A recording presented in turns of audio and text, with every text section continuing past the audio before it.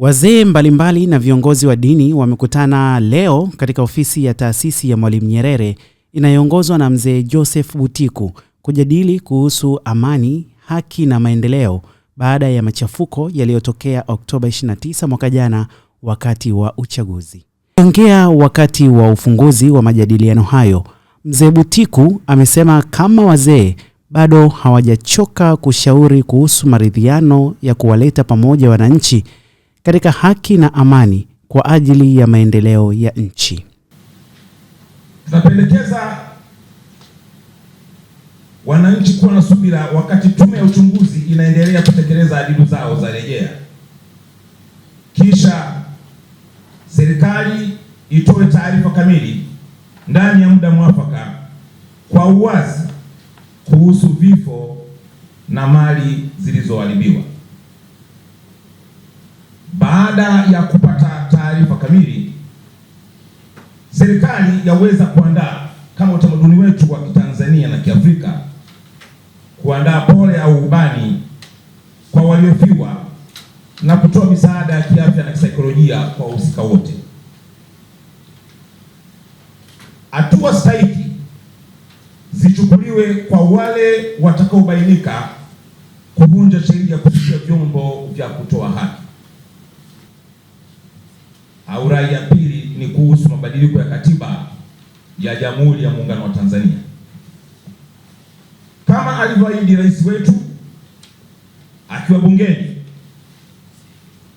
uanzishwe tena mchakato jumuishi, huru na wawazi wa mabadiliko ya katiba. Mchakato huo uhusishe vyama vyote na makundi yote mbalimbali ya wananchi. Mchakato huo na ratiba itakayohitimishwa kwa kura ya maoni ya wananchi, yani referendum, iwekwe wazi. Kuna pendekezo la wazee katika mapendekezo ya mabadiliko ya katiba kwamba tutofautishe na kutenganisha mamlaka na shughuli za serikali dhidi ya vyama vya siasa. Pendekezo au azimio lingine chini ya badiliko hili la katiba linatuasa kwamba wananchi wote, sisi wa Tanzania, utakapofika wakati wa kutoa maoni yetu au tushiriki kikamilifu, maana katiba ndiyo sheria mama na ndiyo dira ya namna tunavyotaka kuishi na tutakavyojiongoza kuhusu uzalendo, haki na uwajibikaji. Mosi, kila Mtanzania atangulize maslahi ya taifa juu ya ubinafsi wake, juu ya uchama wake au makundi yoyote aliyomo ndani. Viongozi wawajibike kwa matendo yao. Kuwe na uwazi wa rasilimali na mifumo madhubuti ya usimamizi na udhibiti inayofanya kazi ipaswavyo. Hakuna aliye juu ya sheria, hivyo sote tusimamie utii wa sheria, tutetee haki pasipo kuvunja sheria, tusimamie usalama pasipo uvunjaji wa sheria, tulinde amani bila kuuza haki. Serikali iendelee kusimamia haki na usawa wa raia, ikiwemo kuendelea kuachia kupitia taratibu za kisheria wale ambao ni wafungwa au mahabusu waliokamatwa kwa sababu za kisiasa. Sote tupende bidhaa za nchi yetu na tupende wataalamu wetu katika kutoa huduma kwa umma, ikiwa ni pamoja na kuwatumia wataalamu wao kuliko kuwatumia watu wa nchi za nje au nchi za nje katika kutatua kero na migogoro yetu. Tusiendekeze majaribio ya utatuzi wa matatizo yetu kwa kutumia watu wa nje au nchi za nje. Hapa tunarejea wosia wa baba wa taifa Mwalimu Julius Kambarage Nyerere alipotuasa kwamba kujongelea utumwa ni kukataa kilicho chako, ni kutafuta kutawaliwa unapotafuta kisicho chako.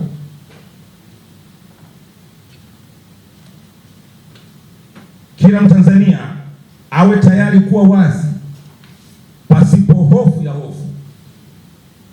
Kwa Kigiriki ni phobia. Narejea tena, kila Mtanzania awe tayari kuwa wazi pasipo hofu ya hofu batili, phobia, kuchangia maendeleo na ustawi wa Tanzania, ikiwa ni kwa mawazo, kwa ushauri, kwa kuchangia mali, kwa kuchangia ujuzi, kwa kuchangia uzoefu tulio nao na kadhalika. Na mwisho katika kipengele hicho, serikali na taasisi mbalimbali za kiserikali na za kiraia na hata vyuo vyetu ziendelee kufanya tafiti za kijamii, kufanya tafiti za kisiasa, kufanya tafiti za kiuchumi, ili kueleza matokeo ya tafiti hizo na mapendekezo ya hatua stahiki, sanjari na kuibua nyufa zozote zinazoweza kujitokeza katika taifa letu, kama baba wa taifa alipoanzisha zoezi hilo la kutambua nyufa tulizo nazo. Na wazee siku ya leo wameona zoezi hilo linapaswa kuendelea, ni ya ujenzi wa amani, utatuzi wa migogoro na maridhiano. Tunatambua kuwa katika nchi yetu tunakabiliwa na tatizo la ukosefu wa ajira na kipato kidogo, hususan kwa vijana, jambo ambalo ni kero. Sisi wazee kama wazazi wa vijana hao tunao wajibu wa kuwalea vijana wetu katika njia zipaswavyo na kuishauri serikali namna bora ya kukabiliana na tatizo hili la kidunia ipaswavyo, na kuishauri serikali namna bora ya kukabiliana na tatizo hilo. Hili ni tatizo la kidunia.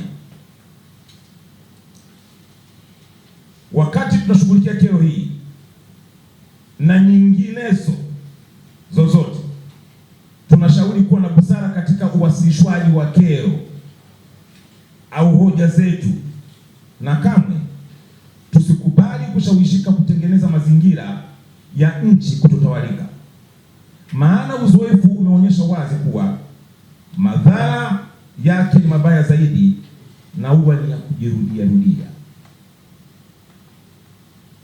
Aidha, chaguo la matumizi ya lugha chafu na matusi huzaa chuki na huzaa adhabu badala ya kutatua tatizo lililopo. Sisi wazee tunaamini kwamba Watanzania hatutapoteza uwezo wa kutambua changamoto zetu, wala hatutapoteza uwezo wa kuzungumza kwa uhuru, kwa utulivu na kuaminiana na umoja wa kutatua kero zinazotukabili. Hivyo tunasisitiza: moja, kusikiliza malalamiko,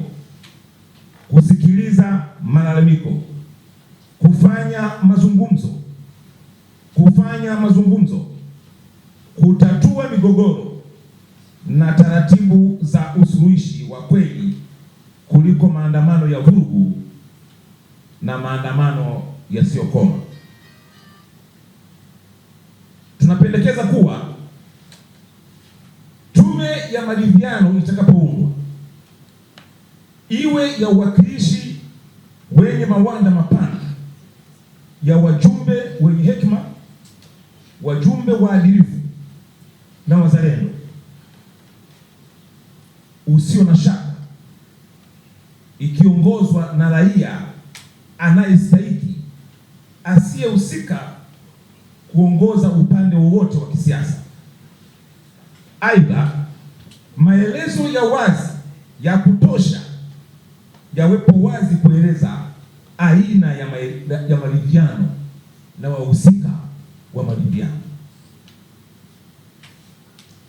Kila mtu ajiepushe na akemee matamko na vitendo vya kibaguzi na vinavyohamasisha ubaguzi wowote, uwe wa kidini, kisiasa, ukabila, rika, hali ya uchumi na kadhalika. Wazee wanasema tujikite katika kutatua tatizo la ukosefu wa ajira. Ndugu zangu, katika ile ukosefu wa ajira ieleweke wazi katika definition, katika maana halisi ya ukosefu wa ajira ziko maana mbili kitaaluma: unemployment na underemployment.